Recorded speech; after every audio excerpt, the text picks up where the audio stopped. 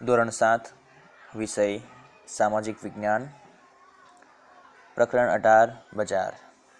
વિદ્યાર્થી મિત્રો, આ પ્રકરણના ભાગ 1માં આપણે બજાર શબ્દની વ્યાખ્યા પણ જોઈ, સાથે સાથે બજારના જે પ્રકારો છે એ પ્રકાર વિશે પણ આપણે જાણકારી મેળવી છે. તો હવે આપણે આ પ્રકરણના ભાગ 2 તરફ આગળ વધીએ. એટલે કે આગળ આપણને જે આ પ્રકરણમાં આપેલું છે તે વિષય વસ્તુનો અભ્યાસ કરીએ. તો બજારની આજુબાજુ વિષય ઉપર આજે આપણે ચર્ચા કરીશું. આપણે ચીજ વસ્તુઓ ખરીદવા જઈએ છીએ એવા વિવિધ પ્રકારના બજાર વિશે અભ્યાસ કર્યો. તમને થતું હશે કે આ બધા દુકાનદારો તેમની દુકાનો માટેનો માલ સામાન ક્યાંથી ખરીદતા હશે.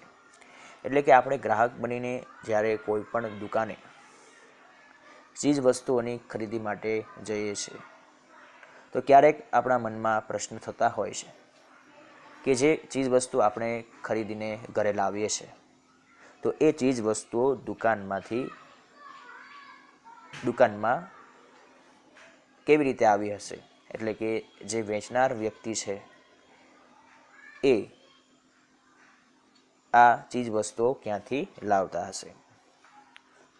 ચીજ વસ્તુઓનું ઉત્પાદન કારખાનામાં, ગૃહ ઉદ્યોગો, ઘરો અને ખેતરોમાં થાય છે.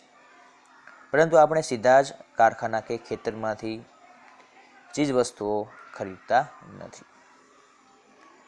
તો કેવી રીતે વસ્તુ કોઈ પણ દુકાન અથવા કોઈ પણ બજારમાં આપણને ખરીદવા માટે ઉપલબ્ધ કરવામાં આવે છે તે અંગેની આગળ જાણકારી મેળવીએ. તો અહીંયા કીધું છે કે જે વેપારીઓ મોટા પ્રમાણમાં ખેતર અને કારખાના કે ઘરોમાં ઉત્પાદિત થતો માલ સામાન ખરીદે તેમને જથ્થાબંધ વેપારી કહે છે. એટલે કે જે વેપારી દ્વારા ખેતરમાં ઉત્પન્ન થતી ખેત ઉત્પાદન સાથે સાથે કારખાનામાં જે અલગ અલગ ચીજ વસ્તુઓ બનાવવામાં આવે છે, ગૃહ ઉદ્યોગમાં કે ઘરોમાં જે ઉત્પાદિત થતા માલ સામાનને એક જથ્થામાં જ ખરીદી લે છે તો એવા વેપારીને જથ્થાબંધ વેપારી કહેવામાં આવે છે. અહીંયા જે પણ વસ્તુ આ જથ્થાબંધ વેપારી દ્વારા ખરીદવામાં આવી હશે એ વધારે માત્રામાં હશે. તેઓ આ માલ સામાન નાના વેપારી કે દુકાનદારને વેચે છે. એટલે કે પોતે જથ્થાબંધ વસ્તુઓ કારખાના, ખેતર કે ઘરોમાંથી લાવે છે અને એ જથ્થાબંધ વસ્તુઓને જે નાના વેપારીઓ છે કે દુકાનદાર છે તેમને વેચે છે. આમ આ ખરીદી અને વેચાણ કરનાર બંને વેપારી જ હોય છે.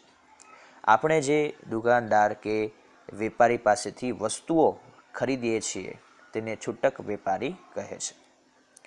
છૂટક વેપારીની વ્યાખ્યા અહીંયા વિદ્યાર્થી મિત્રો આપી છે કે આપણે જે દુકાનદાર કે જે નાના વેપારી પાસેથી વસ્તુઓ ખરીદીએ છીએ તેને છૂટક વેપારી કહેવામાં આવે છે. આગળ માહિતી પ્રાપ્ત કરીએ. ખેતરમાં ઉત્પાદિત થતી ખેત પેદાશના વધુ ઉત્પાદન માટે ખેડૂતો રાસાયણિક ખાતરનો ઉપયોગ કરે છે. રાસાયણિક ખાતરમાં મુખ્યત્વે જમીનને જરૂરી હોય એવા પોષક તત્વો નાખવામાં આવે છે. આ ખાતરનો ઉપયોગ કરવાથી ખેત પેદાશોનું ઉત્પાદન વધે છે. એટલા માટે ખેડૂતો દ્વારા રાસાયણિક ખાતરનો ઉપયોગ કરવામાં આવે છે. હવે આ ખાતર કેટલીક દુકાનોમાંથી ખરીદવામાં આવે છે. આ દુકાનદાર કારખાનામાંથી ખાતર ખરીદતા હોય છે. એવી જ રીતે મોટર કારમાં વપરાતા જે વિવિધ ભાગ નાના નાના કારખાનાઓમાં બનતા હોય છે. કારની કંપનીઓ તેને ખરીદીને તે ભાગોને જોડીને એક કાર બનાવે છે. તેની બનાવેલ મોટર કાર આપણે શોરૂમમાંથી ખરીદતા હોઈએ છીએ. એટલે આપણે જોઈ શકીએ છીએ કે ભાઈ એક વસ્તુ બનવા માટે જે જરૂરી હોય એવા જુદા જુદા ભાગો જુદા જુદા કારખાનાઓમાં બનતા હોય છે. તો કાર બનાવનાર વ્યક્તિ પોતે આ જુદા જુદા કારખાનાઓમાંથી અલગ અલગ ભાગો લાવીને એ કાર બનાવે છે અને તેને પોતાના શોરૂમમાં મૂકે છે અને એ કાર જે ગ્રાહક છે એ ખરીદે છે. આમ આપણી આસપાસ અનેક ચીજવસ્તુઓ બનાવીને તેનું ખરીદ વેચાણ થતું હોય છે, જેનાથી આપણે અજાણ હોઈએ છીએ. એટલે જરૂરી નથી કે કોઈ પણ વસ્તુ એક હોય તે એક જ કારખાનામાં બને. એને બનાવવા માટે જે જુદા જુદા ભાગો છે એ જુદી જુદી જગ્યાએ બનતા હોય અને એ જુદી જુદી જગ્યાએથી ભેગા કરી એક વસ્તુ બનાવવામાં આવે છે, જેની આપણને જાણ હોતી નથી. હવે પછીનું આપણે અભ્યાસક્રમ લેવાનો છે બજારમાં સમાનતા. આપણે આપણી આજુબાજુની જે પણ બજારો છે એની વિશે આપણે જાણ્યું છે. કારખાના કે ખેતરમાં જે ઉત્પાદિત થયેલા માલ સામાન વેચનાર અને છેલ્લે એનો ખરીદનાર ગ્રાહક વચ્ચે બધા વેપારીઓ છે. આપણે જે ગુજરી બજારથી મોલ સુધીની દુકાનો અને દુકાનદારોની માહિતી મેળવી. આ બંને દુકાનદારો વચ્ચે એક મોટો તફાવત, એક મોટો ફરક છે. એક થોડા પૈસાથી છૂટક વેપાર કરનાર નાનો દુકાનદાર છે, તો બીજી બાજુ બીજો તેના મોલ કે કોમ્પ્લેક્સમાં વધુ નાણાં રોકી મોટો દુકાનદાર છે. એટલે કે આપણે અગાઉ જે બજારોના પ્રકાર જોયા કે જેમાં ગુજરી બજારથી લઈને આપણે મોલ સુધીની જે પણ બજાર હતી એ વિશેની ચર્ચા કરી. તો આમાં જે વસ્તુ વેચનાર વ્યક્તિ દુકાનદાર છે એ બંને દુકાનદારોમાં વચ્ચે તફાવત જોવા મળે છે. એક દુકાનદાર છે કે જે થોડા પૈસાથી છૂટક વેપાર કરનાર વ્યક્તિ છે, જ્યારે બીજી બાજુ મોલ કે કોમ્પ્લેક્સમાં દુકાનદાર છે તો એ વધારે પૈસા રોકી, નાણાં રોકીને મોટો દુકાનદાર છે. નાનો દુકાનદાર ખૂબ ઓછું વળતર મેળવી શકે છે, જ્યારે મોટો દુકાનદાર વધુ નફો મેળવે છે. તેવી જ રીતે ખરીદનાર વર્ગમાં પણ વિવિધતા છે. એવા ઘણા લોકો છે જેઓ સસ્તામાં મળતો માલ સામાન પણ ખરીદી શકતા નથી, જ્યારે ઘણા એવા લોકો છે કે જે મોલમાં મળતી મોંઘી વસ્તુઓની ખરીદી કરતા જોવા મળે છે. આમ આપણી આર્થિક સ્થિતિના આધારે આપણે કયા બજારના ખરીદનાર કે વેચનાર બનીશું તે નક્કી થતું હોય છે. એટલે કે જે વ્યક્તિ પાસે નાણાંની સુવિધા વધારે હોય એ વ્યક્તિ પોતે મોટા મોલમાં જઈને મોંઘી વસ્તુ ખરીદી પણ શકે છે, જ્યારે બીજી બાજુ આપણે જોઈએ તો જેની પાસે નાણાંની સુવિધા એટલે કે આર્થિક સ્થિતિમાં તફાવત જોવા મળે છે તો એ લોકો આ નાના બજારોમાંથી ખરીદી પણ કરતા હોય છે. ગ્રાહક તરીકે આપણે આપણી આસપાસ ક્યારેક મોટી ઉંમરની વ્યક્તિઓને નાની મોટી ચીજ વસ્તુઓ વેચતા જોઈ હશે.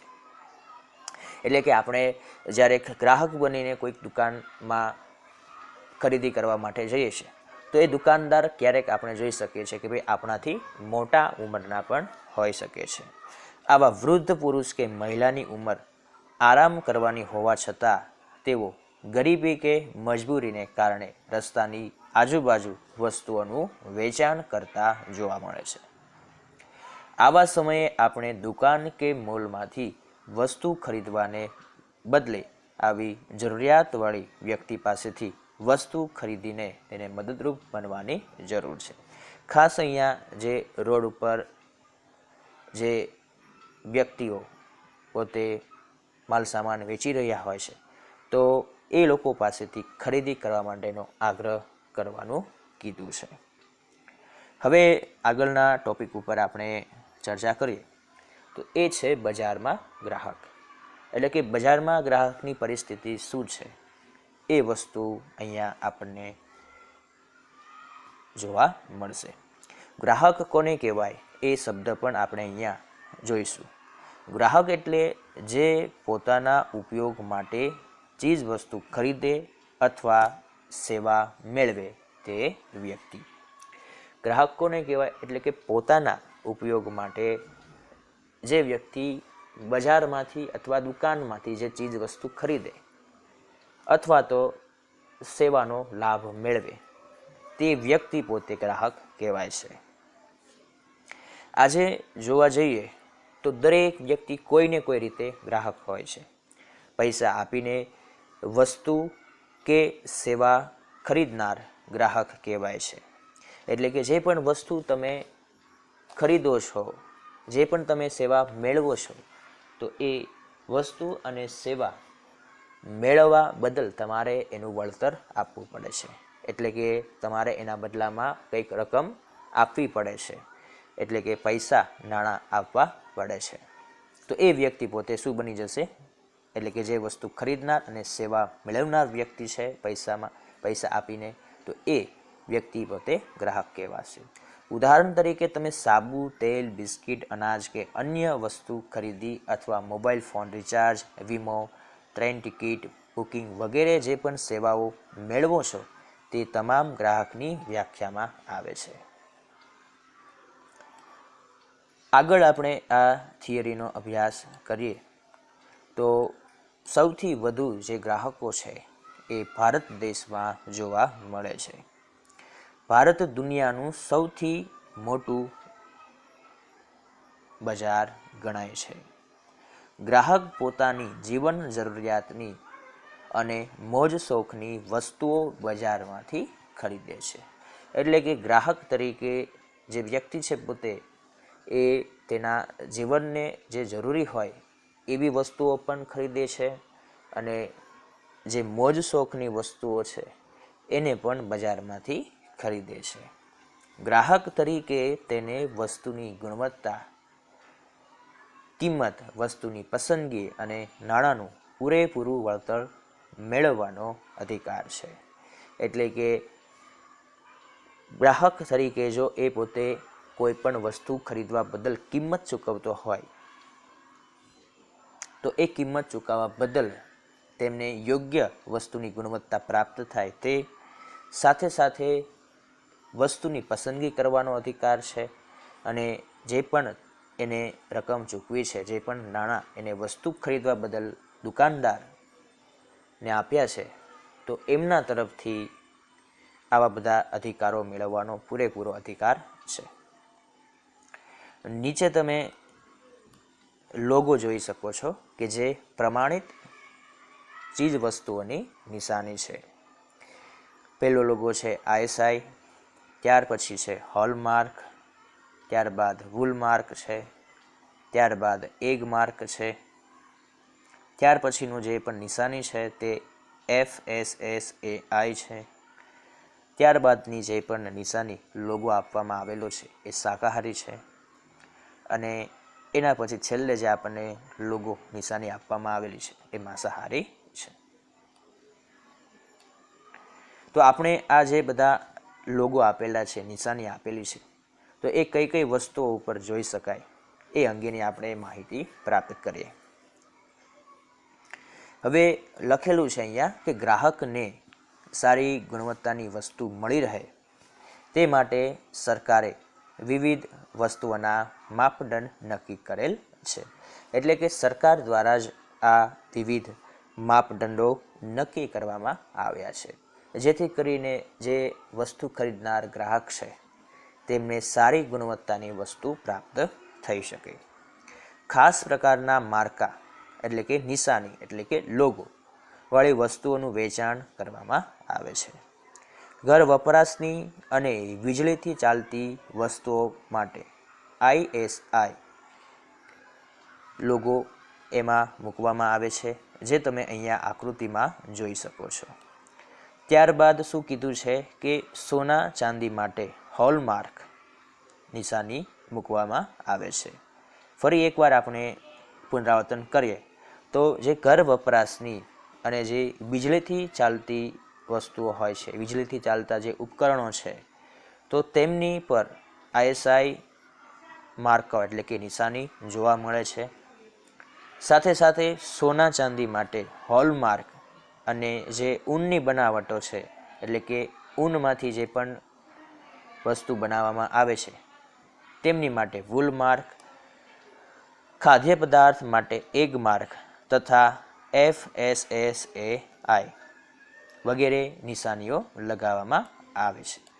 હવે આ નિશાની જોઈને ગ્રાહક એવું સમજી શકે છે કે જે પણ વસ્તુ તેમને દુકાનમાં મળેલી છે, દુકાનમાં એને પ્રાપ્ત થઈ છે, એ સારી ગુણવત્તાની હોય, જેના આધારે ગ્રાહક સારી ગુણવત્તાની વસ્તુ ખરીદી શકે છે. એવી જ રીતે શાકાહારી ખાદ્ય સામગ્રી પર અહીંયા આપેલ નિશાની જોવા મળે છે. જ્યારે બીજી બાજુ માંસાહારી ખાદ્ય સામગ્રી છે તો અહીંયા આપેલ નિશાની, જેમાં એક ચોરસમાં લાલ રંગનું વર્તુળ એવી નિશાની કરવામાં આવે છે. હવે આગળ વધીએ થિયરીમાં, તો ગ્રાહકનો હક અને ફરજ. બજારમાં સમાન લક્ષણોવાળી અનેક બ્રાન્ડની અસંખ્ય વસ્તુઓ મળે છે. એટલે કે કોઈ એક જ વસ્તુ અલગ અલગ કંપની દ્વારા બનાવવામાં આવતી હોય છે. ગ્રાહકને તેનું સંપૂર્ણ જ્ઞાન કે માહિતી હોતી નથી. ઉત્પાદક અને ગ્રાહક વચ્ચે અનેક વચેટિયાઓ હોવાથી ગ્રાહકનું શોષણ થવા લાગ્યું છે. એટલે કે જે વ્યક્તિ પોતે જે તે વસ્તુનું ઉત્પાદન કરે છે તે અને ગ્રાહક જે વસ્તુ ખરીદે છે તે, તો તેમની વચ્ચે કોઈક બીજા વ્યક્તિઓ હોય છે જેને અહીંયા વચેટિયાઓ કહેવામાં આવેલા છે. તો એ બીજા વ્યક્તિઓ જ અહીંયા ગ્રાહકનું શોષણ કરે છે. એટલે કે જે કંપનીમાંથી ઉત્પાદિત થતો માલ હોય એવો ને એવો માલ, એવી ને એવી વસ્તુ, એવી ને એવી ચીજ વસ્તુઓ ગ્રાહક સુધી પહોંચવા દેતા નથી. એમાં કોઈક ભેળસેળની પ્રક્રિયા કરે છે અથવા વસ્તુને બદલાવાની પ્રક્રિયા કરે છે. તો આ રીતે ગ્રાહકનું શોષણ થવા લાગ્યું છે. ગ્રાહકોને છેતરપિંડીમાંથી બચાવવા માટે ગ્રાહક સુરક્ષા કાયદો બનાવવામાં આવ્યો છે અને એ કાયદાનો અમલ પણ ભારત દેશમાં કરવામાં આવ્યો છે.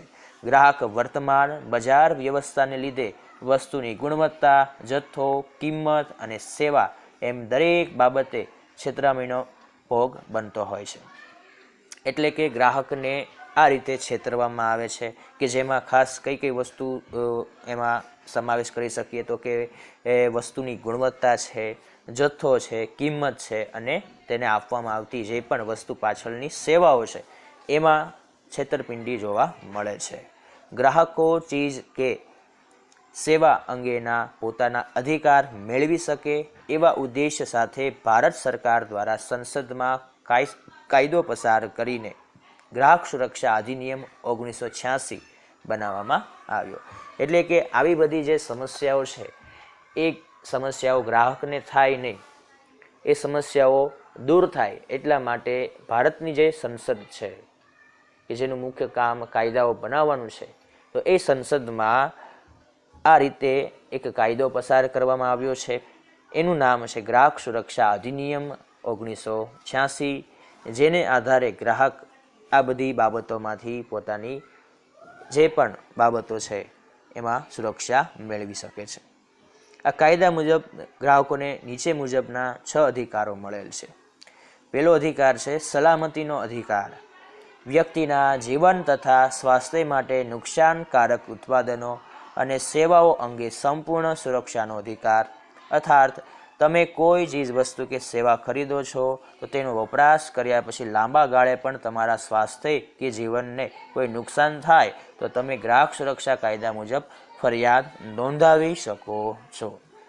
એટલે કે સલામતીનો અધિકાર શું કહેવા માગે છે કે ક્યારેક પણ કોઈ ખાદ્ય વસ્તુ હોય અથવા કોઈક બીજી વસ્તુ છે એનાથી કોઈ ગ્રાહકને લાંબા ગાળે નુકસાન થતું હોય તો એ ગ્રાહક પોતે આ કામ કરવા બદલ, એટલે કે જે પણ દુકાનદાર છે અથવા જે પણ કંપની છે કે જેને વસ્તુ બનાવી છે તો એ કામ એને કરવા બદલ એ ફરિયાદ નોંધાવી શકે છે.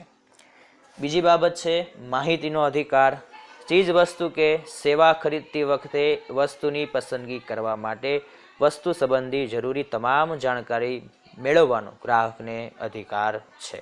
એટલે કે ગ્રાહક જો કોઈ વસ્તુ ખરીદવા માંગતો હોય તો એ વસ્તુને અનુલક્ષીને જે પણ માહિતી છે એ માહિતી મેળવવા માટેનો અધિકાર ગ્રાહકને આપવામાં આવ્યો છે. એટલે દુકાનદાર એ માહિતી મેળવતા રોકી શકે નહીં. ગ્રાહક એ દરેક બાબતની માહિતી દુકાનદાર અથવા વસ્તુ જે વેચતા હોય એ એમની પાસેથી એ માહિતી મેળવી શકે છે. પછી છે પસંદગી કરવાનો અધિકાર, એટલે કે ગ્રાહકને યોગ્ય વસ્તુ પસંદ આવે તેવો અધિકાર પણ આપવામાં આવેલો છે. એટલે કે વિવિધ પ્રકારની અનેક વસ્તુઓમાંથી ગ્રાહકને પોતાને જે અનુકૂળ હોય, પોતાને ગમે છે, પોતાની પરિસ્થિતિને જે અનુકૂળ છે એવી વસ્તુઓ પસંદ કરવા માટેનો અધિકાર પણ આપવામાં આવ્યો છે. ત્યારબાદ છે રજૂઆત કરવાનો અધિકાર. ગ્રાહકના હકો અને હિતના રક્ષણ માટે ગ્રાહક સુરક્ષા મંડળમાં તેની યોગ્ય રજૂઆત કરવાનો અધિકાર છે. પછી છે ફરિયાદ નિવારણનો અધિકાર, એટલે કે ગ્રાહક દ્વારા જ્યારે પણ કોઈ પણ પ્રકારની ફરિયાદ કરવામાં આવે તો ઝડપથી એ ફરિયાદનું નિવારણ આવે, એ ફરિયાદનો ઉકેલ આવે, એ ઉકેલ મેળવવાનો અધિકાર પણ ગ્રાહકને પ્રાપ્ત થયો છે. એટલે કે જ્યારે પણ ખામીયુક્ત ચીજ વસ્તુ હોય, ક્ષતિયુક્ત સેવા કે છેતરામણીની રજૂઆતથી ઉપભોક્તા, એટલે કે ગ્રાહક, અહીંયા બીજો શબ્દ વાપરવામાં આવ્યો છે ઉપભોક્તા, એટલે કે જે પણ વસ્તુનો ઉપયોગ કરનાર વ્યક્તિ છે, તો એ વ્યક્તિ ગ્રાહકને થયેલ નુકસાનનું વળતર મેળવવાનો અધિકાર પણ એમને પ્રાપ્ત થયો છે. ત્યારબાદ છે ગ્રાહક શિક્ષણ મેળવવાનો અધિકાર. એક ગ્રાહક તરીકે તેને કઈ બાબતનું જ્ઞાન હોવું જોઈએ, તો એને અનુલક્ષીને જે પણ શિક્ષણ હોય છે એ મેળવવાનો અધિકાર દરેક ગ્રાહક પાસે હોય છે. આ અધિકારથી જીવનભર માહિતીસભર ગ્રાહક બનવા માટેની જે તમામ જાણકારી છે એ તમામ જાણકારી અને જ્ઞાન મેળવવાનો અધિકાર ગ્રાહકને પ્રાપ્ત થયેલો છે. તો બાળકો, આપણે ઉપરથી લઈને નીચે સુધી, એટલે કે સલામતીના અધિકારથી લઈને ગ્રાહક શિક્ષણ મેળવવાના અધિકાર જોયા છે, જે ગ્રાહક સુરક્ષા અધિનિયમ 1986માં ઉલ્લેખ કરવામાં આવેલા છે. તો આ અધિકાર અનુસાર ગ્રાહક પોતે મજબૂત બની શકે છે, કેમ કે ગ્રાહક સાથે ગમે ત્યારે છેતરામણી થતી હોય છે. તો એ છેતરામણી થાય નહીં એટલા માટે સરકાર દ્વારા વિવિધ પ્રયત્નોમાંનો આ એક પ્રયત્ન આપણે અહીંયા જોઈ શકીએ છીએ. હવે ગ્રાહકની ફરજ કઈ છે, એક ગ્રાહક તરીકે તેની ડ્યુટી, તેની ફરજ કઈ છે, તે અંગેની આપણે અહીંયા હવે ચર્ચા કરીશું. ગ્રાહક શિક્ષણથી ગ્રાહક છેતરપિંડીથી બચી શકે છે. એટલે કે જે પણ ગ્રાહક કોઈ પણ ગ્રાહક તરીકેની જે પણ માહિતી છે, જે પણ શિક્ષણ મેળવે, તો તે વસ્તુ ખરીદતી વખતે જે પણ છેતરામણી એની સાથે દુકાનદાર અથવા કોઈ પણ વેચનાર વ્યક્તિ દ્વારા કરવામાં આવે છે, તો એનાથી એ પોતે બચી શકે છે. ખરીદી કરતી વખતે કેટલીક બાબતો અંગે સાવચેતી રાખવાની પણ ગ્રાહકની ફરજ બને છે. એ નીચે મુજબ અહીંયા આપેલી છે. તો બાજુમાં તમે એક સ્લોગન જોઈ શકો, જાગો ગ્રાહક જાગો. એટલે કે અહીંયા હવે જાગૃતિની વાત કરવામાં આવી છે કે કોઈ પણ ગ્રાહક, કોઈ પણ વ્યક્તિ કે જે પોતે વસ્તુ કે સેવાનો લાભ મેળવે છે યોગ્ય વળતર ચૂકવીને, તો એમને અહીંયા કહેવામાં આવેલું છે કે જે પણ અધિકાર છે એ અધિકારને જાણો, યોગ્ય વસ્તુ સારી રીતે ખરીદો, એ રીતેની વાત કરવામાં આવી છે. ફરજ કઈ છે એ અહીંયા ખાસ જોઈએ તો પહેલી ફરજ આપવામાં આવેલી છે કે ભાઈ કોઈ પણ વસ્તુની ખરીદીના સમયે જીએસટી વાળા બિલનો ચોક્કસ આગ્રહ રાખી તે મેળવવું અને યોગ્ય સમય સુધી સાચવી રાખવું. જીએસટી વાળું બિલ એટલે કે ગુડ્સ એન્ડ સર્વિસ ટેક્સ વાળું જે પણ બિલ હોય છે કે જે તમે વસ્તુ ખરીદતા દુકાનદાર તમને આપે છે, તો એ ચોક્કસ મેળવી લેવું અને સાથે સાથે તેને યોગ્ય સમય સુધી સાચવવું જરૂરી છે. હવે મોટી ખરીદીમાં તથા ખાસ કરીને જે ઇલેક્ટ્રોનિક્સ કે જે વીજળીથી ચાલતા ઉપકરણો છે, તે ઇલેક્ટ્રોનિક વસ્તુઓ ISI માર્કાની જ ખરીદવી.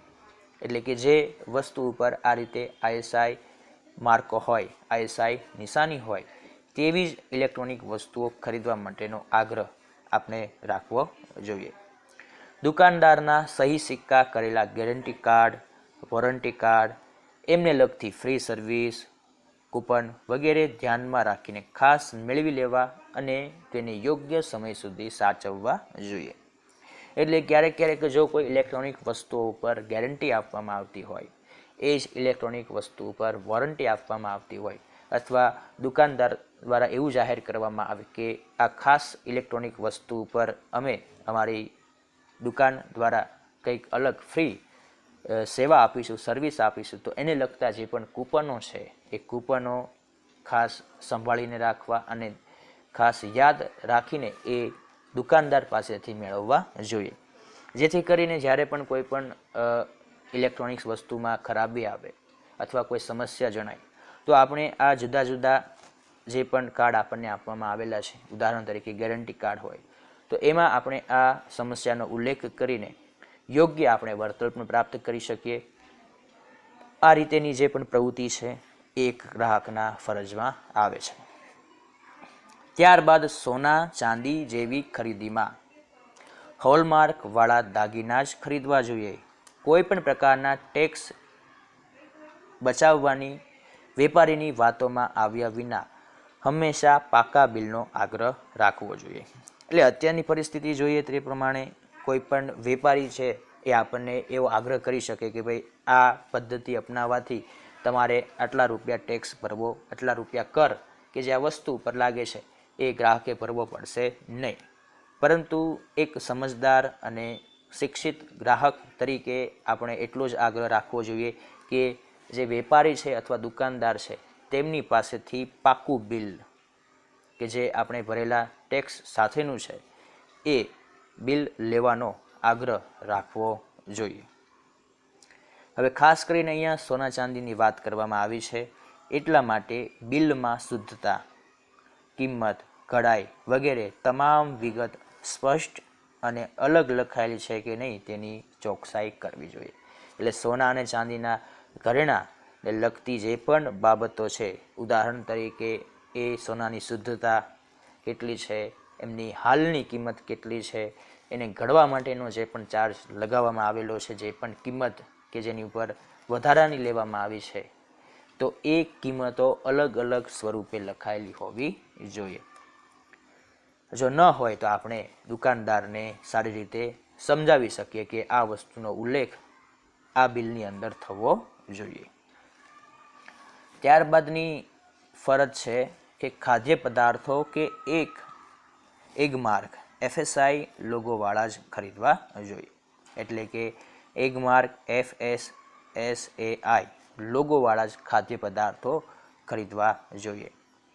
ત્યારબાદ એ વસ્તુનું પેકિંગ, કંપની, બ્રાન્ડ નામ, બેચનો નંબર, ઉત્પાદનની તારીખ, એક્સપાયરી ડેટ, સમાવિષ્ટ ઘટકો કેટલા કેટલા છે વગેરેની તમામ વિગતો ચોકસાઈપૂર્વક ખરાઈ કરવી અને ભેળસેળના કિસ્સામાં અચૂકપણે એને અનુલક્ષીને ફરિયાદ કરવી.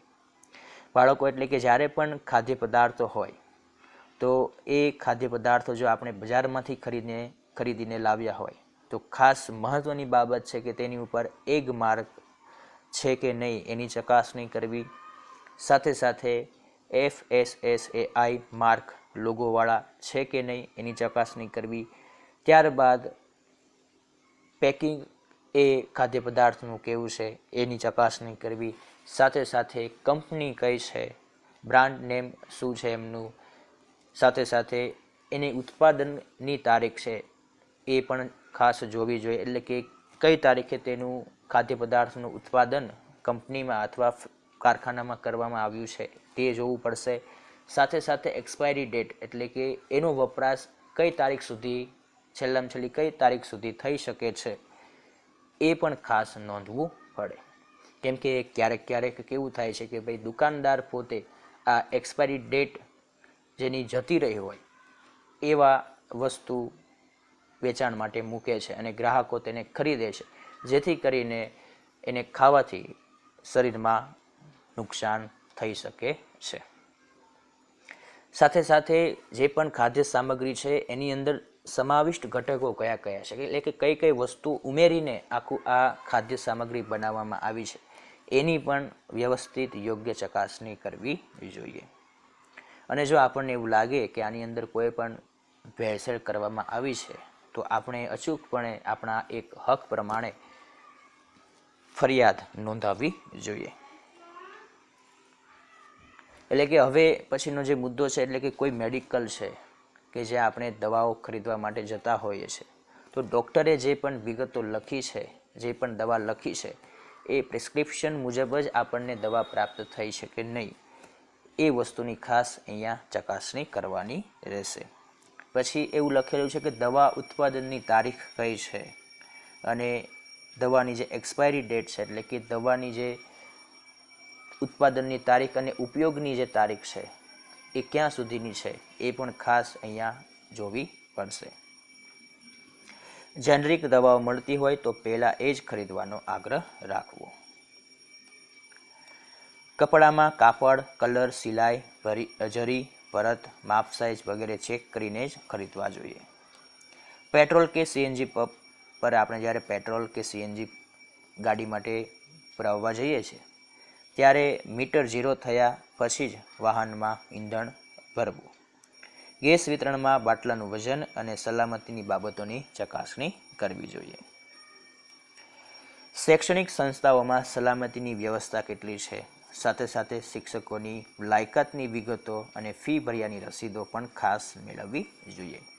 એટલે કે તમે જે પણ શૈક્ષણિક સંસ્થાઓમાં અભ્યાસ કરતા હો તો એ સંસ્થામાં એક વિદ્યાર્થીની સલામતીની વ્યવસ્થા કેવી ગોઠવવામાં આવી છે તે, સાથે સાથે તમને જે અભ્યાસ કરાવતા શિક્ષકો છે એ શિક્ષકોની લાયકાતની વિગતોની ચકાસણી કરવી, સાથે સાથે તમે જે ફી ભરેલી છે કોઈપણ શૈક્ષણિક સંસ્થામાં તો એ ફી ભર્યાની રસીદ પણ મેળવવી જોઈએ.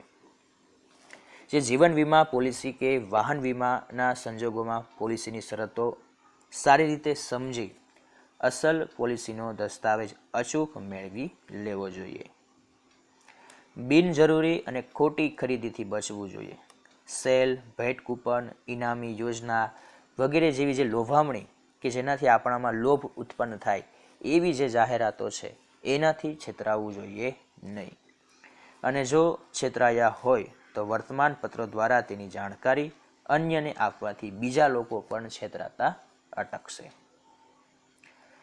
તો હવે આપણે આગળ માહિતી મેળવીએ. આટલું જાણો એમાં ખાસ વિશેષ આપણને કંઈક અલગ માહિતી આપવામાં આવી છે. ભારત સરકારમાં 15મી માર્ચના રોજ વિશ્વ ગ્રાહક દિન તથા 24મી ડિસેમ્બર રાષ્ટ્રીય ગ્રાહક અધિકાર દિન તરીકે ઉજવવાનું નક્કી કરેલ છે. ગ્રાહકોની ફરિયાદનું ઝડપી અને બિનખર્ચાળ નિવારણ ઉકેલ કરવા માટે જિલ્લા કક્ષાએ, રાજ્ય કક્ષાએ અને રાષ્ટ્રીય કક્ષાએ ગ્રાહક સુરક્ષા મંડળો અને ગ્રાહક અદાલતો રચવામાં આવ્યા છે.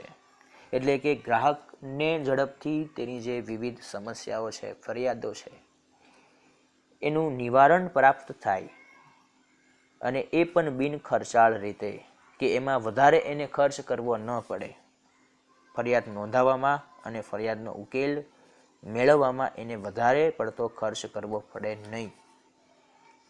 એટલા માટે સરકાર દ્વારા દરેક જિલ્લા કક્ષાએ, રાજ્ય કક્ષાએ અને રાષ્ટ્રીય કક્ષાએ ગ્રાહક સુરક્ષા મંડળોની રચના કરવામાં આવી. સાથે સાથે ગ્રાહક અદાલતો પણ રચવામાં આવી.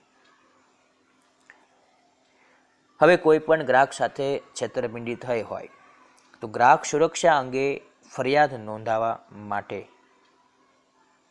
ગ્રાહક હેલ્પલાઇન ટોલ ફ્રી નંબર અહીંયા આપણને આપવામાં આવેલો છે, જે આપણા માટે ખૂબ જ અગત્યનો સાબિત થાય છે. કેમ કે આપણે જો ક્યારેક આ સમસ્યાઓનો ભોગ બન્યા હોય તો આપણને ઝડપથી એનું નિવારણ પ્રાપ્ત થાય એટલા માટે આ નંબર જે આપણને આપવામાં આવેલો છે એ વિદ્યાર્થી મિત્રો, બાળકો આપણા માટે ખૂબ જ અગત્યનો રહેશે.